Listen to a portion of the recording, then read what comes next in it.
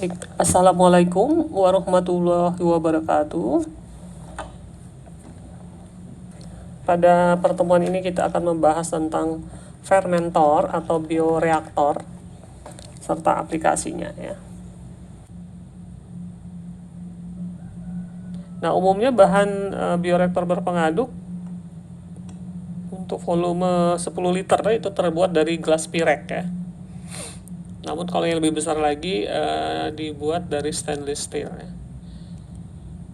Nah, karena dari gelas Pirek sehingga pengamatan bisa apa yang terjadi di dalam proses fermentasi masih bisa teramati dari luar ya, karena kelihatan.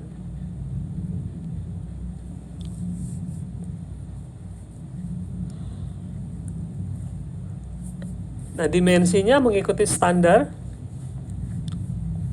geometri dari standar bioreaktor tangki berpengaduk ya. Jadi umumnya berbentuk silinder. Seperti ini ya, berbentuk silinder.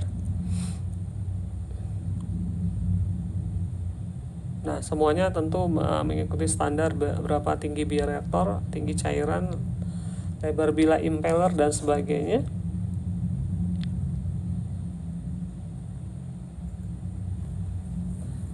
Nah, untuk semua proses fermentasi perlu namanya headspace ya, volume kerja.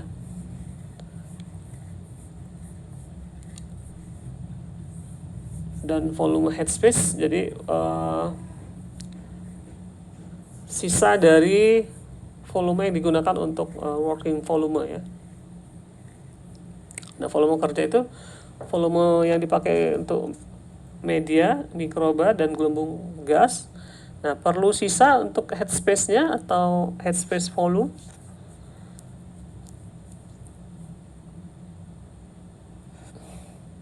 Nah, tentunya ini untuk mengantisipasi ya, kalau misalnya terjadi gas, kemudian terjadi busa dan sebagainya, untuk mengantisipasi kelebihan volume untuk menampung luapan itu tadi ya.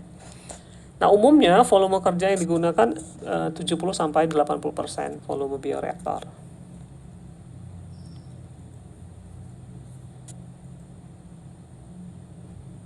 Seperti dibicarakan di awal bahwa bioreaktor atau fermentor ini kan untuk mengontrol ya, mengontrol faktor-faktor proses fermentasi, sehingga penentu kinerja bioreaktor tentunya sangat berkaitan dengan kontrol tadi ya, terutama kontrol lingkungan. Misalnya tadi kan ada kontrol oksigen, tentunya sangat dipengaruhi oleh sistem agitasi. Agitasi sendiri selain berfungsi pencampuran secara merata atau homogen, agitasi akan memberikan kondisi yang memperkecil gelembung udara, sehingga luas permukaan pindah massa menjadi lebih besar. Nah, sistem agitasi tadi menggunakan pengaduk agitator dan baffle atau yang dilengkapi dengan blade tadi ya, dengan pisau-pisau atau impeller ya.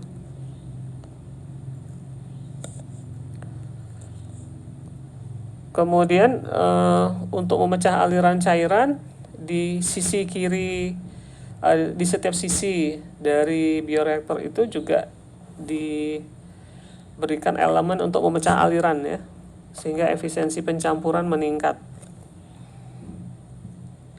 Ini ya baffle ini yang sebelah kiri dan kanannya, supaya aliran menjadi terpecah. Kemudian sistem aerasi bisa dengan bantuan kompresor, juga bermacam ini modelnya.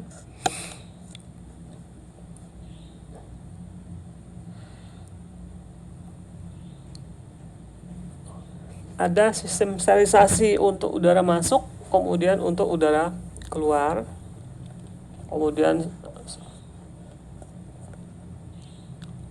seperti ini ya dari kompresor. Nah, kemudian udara ini akan di sini akan keluar dari sini sehingga keluar dalam bentuk gelembung-gelembung ya.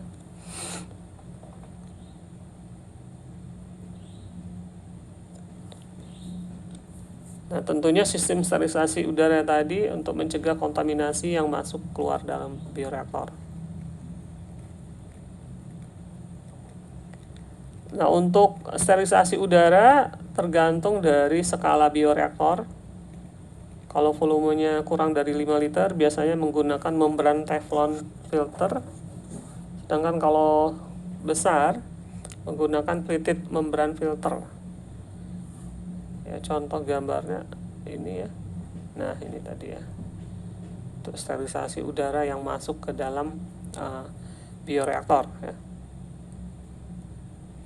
Kemudian dilengkapi juga dengan sparger, memecah udara yang masuk menjadi gelembung kecil sehingga luas permukaannya menjadi besar. Yang biasa digunakan dalam bentuk model ring ya, seperti ini.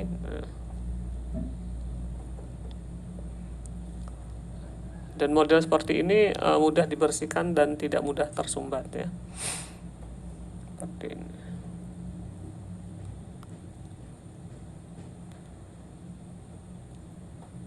Kemudian ada juga pengendalian busa. Jadi busa yang berlebihan itu dapat menyebabkan penyumbatan pada filter, sehingga diperlukan pengendali busa. Busa dikendalikan dengan alat penghancur busa mekanis atau penambahan senyawa anti busa. Dan harap diingat juga penambahan senyawa anti busa juga tidak boleh berlebihan karena dapat memperkecil laju perpindahan oksigen.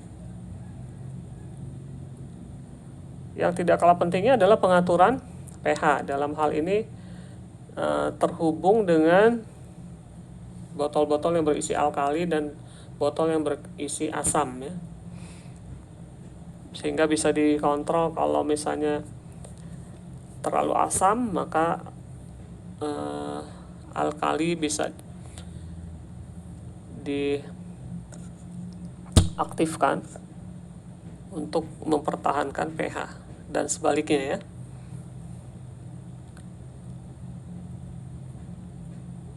Nah, desain dari agitator atau pengaduk bermacam-macam. Blade-nya juga bermacam-macam. Seperti yang digambar ya. Oke, ini contoh-contoh teknis-teknis di dalam aksesoris dari tangki berpengaduk tadi ya, impeller yang berbagai model. Nah, ini contoh bioreaktor yang digunakan untuk produksi MSG atau vaksin. Menggunakan bioreaktor berpengaduk. Ini gambar besarnya seperti ini. Nah, yang berikutnya adalah yang kita sebut dengan bubble driven bioreaktor ya. Jadi kalau tadi pengadukan menggunakan blade, menggunakan agitator. Nah, beberapa mikroba itu terkadang sensitif terhadap pengadukan ya. Contohnya kapang dan sel tanaman ya, karena nanti miselianya bisa patah-patah ya. Sehingga didesainlah bioreaktor yang pengadukannya itu dengan pergerakan udara ya. Makanya muncullah bubble driven bioreaktor. Nah, karena menggunakan udara, bioreaktor ini mempunyai kelemahan membutuhkan energi lebih besar. Kemudian busa yang terjadi juga lebih banyak. Namun produktivitasnya lebih tinggi daripada reaktor berpengaduk tadi. Nah, macam-macam bentuk bioreaktor.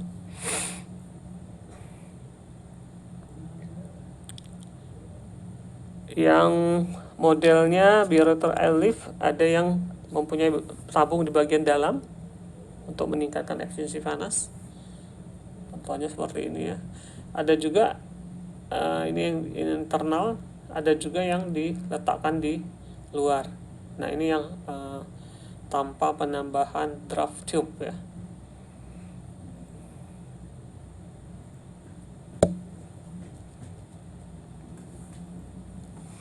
Nah, yang ada tambahan draft tube itu efisiensi pindah panas dan pindah masanya itu lebih merata. Tapi tentunya dengan tambahan ini maka biayanya menjadi lebih mahal ya. Nah, ini contoh real bioreaktor bubble column seperti ini.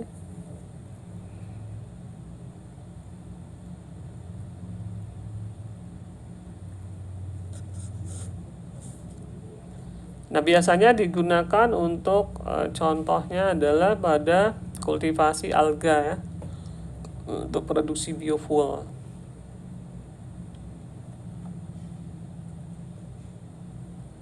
Nah, ini bioreaktor airlift yang ada draft tube-nya di dalamnya. Ini contohnya juga.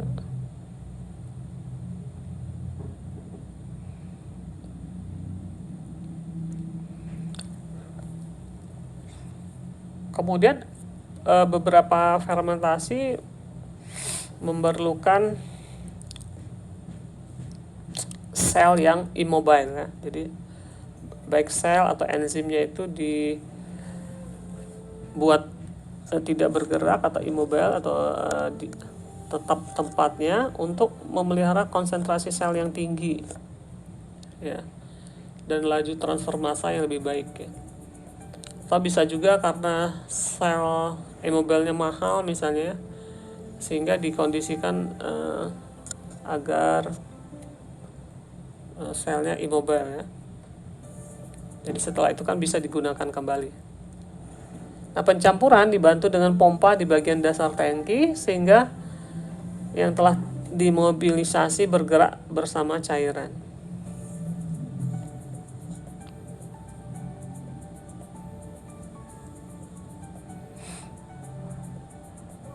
Nah, pada reaktor ini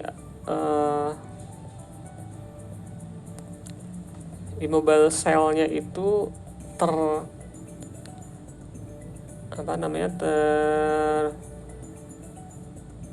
terperangkap di dalam suatu matrik ya, biasanya dijaga diperangkap dalam suatu matrik sehingga bersifat tidak bergerak kemana-mana ya, artinya terikat dengan matrik.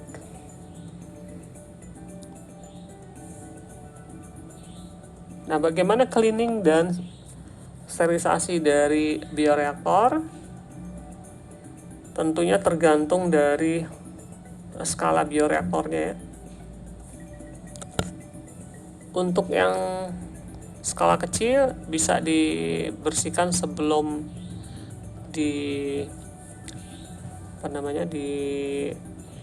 disusun, kemudian disterilisasi di dalam suatu autoclave ya. Tapi kalau bioreaktornya sangat besar, maka dilakukan CIP ya, jadi clean dan sterilisasinya in place ya. Nah, proses CIP tentunya memerlukan peralatan yang lebih otomatis ya, dibandingkan yang tadi ya, yang dimasukkan ke dalam autoclave ya, yang lebih manual pelaksanaannya. Nah, untuk bioreaktor cleaning and sterilisasi ini secara detailnya nanti akan dilihat